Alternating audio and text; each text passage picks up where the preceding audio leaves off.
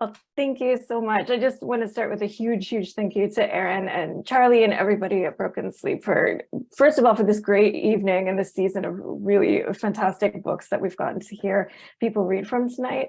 I've been admiring Broken Sleep for quite a while, and to now have, one small part of the catalog is, it's really a tremendous feeling for me, and it's a real poetry career kind of highlight for me. So thank you, and thanks to everybody else who's read tonight. I'm nervous to read after all of you.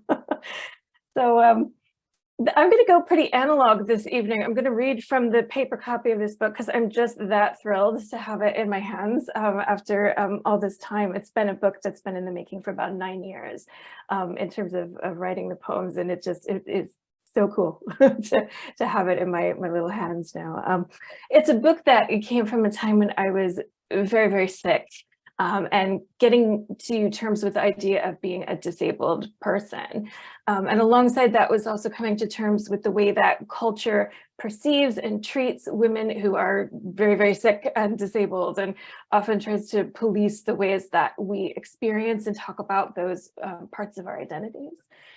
So it presented itself to me as an idea to write through that experience by using a persona. And that's persona that presented herself to me was the Unreal Woman. So she's someone who is everything she's told she's not supposed to be, displays every emotion she's not supposed to show in public, and laughs at things that she's not supposed to think are very funny as a very, very sick and disabled woman. So I'm going to start with the opening poem in the collection. It's called Real Women. And it has the epigraph, "Real women have curves. They fit in XL tights, we're told.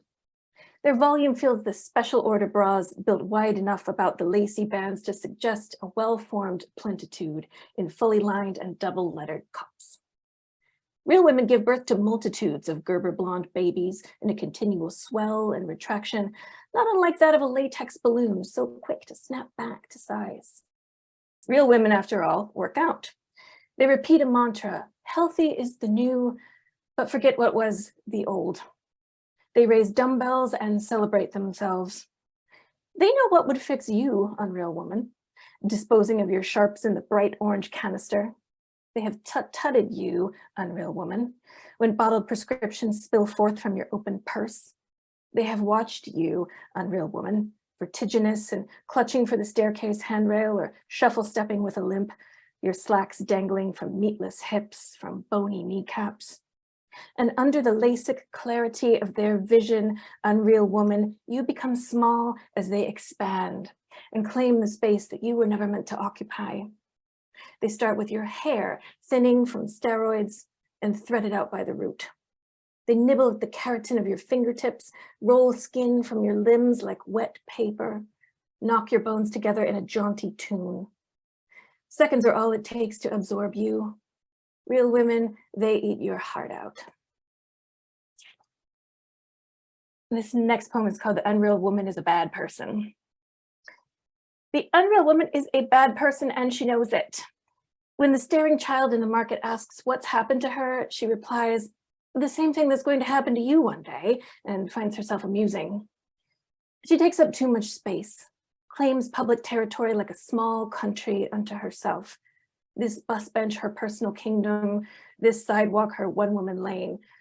When a man behind her sighs at her slow lumber down the pavement, she invents elaborate scenarios of just what he might do with himself, a sharp object, and a little spare time. She lets the rubber tip of her cane wear through, allows it to clack with a tin can ring on the floors of the bank, the mall, the pharmacy. Every grating metal rattle says, I am here, I am here, I am here. So a while after I began writing the Unreal Woman poems, I also started to write poems that didn't just perceive the Unreal Woman, but I began to write as though through her or her through me. And this is one of those poems. It's a poem that is after the poet Phil Memmer, who, if you don't know his work, I highly recommend getting familiar with it because I think he's pretty fantastic. This is a poem called Dear Body. Forgive me. Before this message, I've tried to reach you through the customary channels. I dropped a line to your business address, and then later, with some qualms over manners, your personal email. the one at which I imagine your close friends send chainmail. I have a few requests. I wanted to bend our mutual ear, and I thought it best to deal with our joint interests directly, to cease miscommunication through scraps of data, through lab reports generated by the hospital's automated systems. Let's be honest, do either of us know what to make of the milk ghost images shot through with X-rays? Yet, having heard no reply after what I myself would characterize as a civil interval, I confess that I tried calling you. Perhaps you were out. You let the line ring for some minutes, no machine catching the call. I wondered briefly whether you knew it was me on the wire, whether you read our name on a pop-up screen and decided to wait me out. But speculation is beside the point. I trust that you can appreciate my position. After decades of working together toward what I believe is our common good, I've been surprised at your recent failures of good faith. I hope I do not go too far, but I view your recalcitrance as willful disregard. When I desire to grasp, say, an apple, doesn't matter why, I feel I can expect your help, your closing of fingers around the green rind. Or when I need the knee to hold, the joint to bend appropriately, that I shouldn't need to wonder if you'll comply or toss me to the ground. You've left me, I confess, in a spasm that looks for all the world like a drunk's bungling rage. I've tried to appease or inspire you, shouting down the nerve trip wires with pill after dissolving pill, but you don't seem cheered. I've considered the possible dissolution of our partnership, but on further reflection, I do not see a viable alternative to our continued work together. I hope I do not seem too familiar, too cavalier, if I say that I have grown to like you over time. At the outset of our working relationship, I may have thought you a bit ungainly. I might have made some remarks uncomplimentary to your appearance. For these, I'm sorry. I see now that the texture of your hair or the general curvature of your muscle and fat is in a way my concern, for you are an independent entity. I hope that any dismissive comments on my part are not to blame for our current state of affairs, and that we may repair the rapport we once took as a given. Please consider replying to this letter, whether by post or email is at your discretion. In case you choose to call, I'll be waiting with our hand on the phone. So around this same period of time, I also started to write about some of the treatments that I had to try, and many of them fail. So getting used to being on drugs that suppress your immune system is a strange one. You can't eat what you want, you can't go where you want, so you can't do the things that other people do, especially when you have a pandemic on. But you also spend a lot of your life on sanitation so that you don't get even more very, very sick and disabled by any little bugs that come along the way. So this is a poem about that experience. It's called Immunosuppressive Therapy, a praise song. Praise the Dettol wipes and praise the 4-pack on sale at the Megamart. Praise the cling wrap that holds each tube an inviolable monument to cleanliness.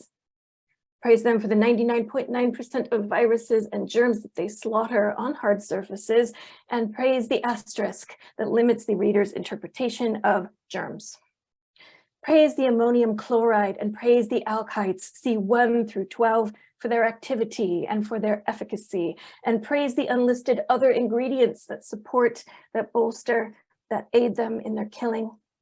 We will not fear the virus that shudders in a streak of disinfectant, or the influenza A2 that drops the limbs of its protein structure.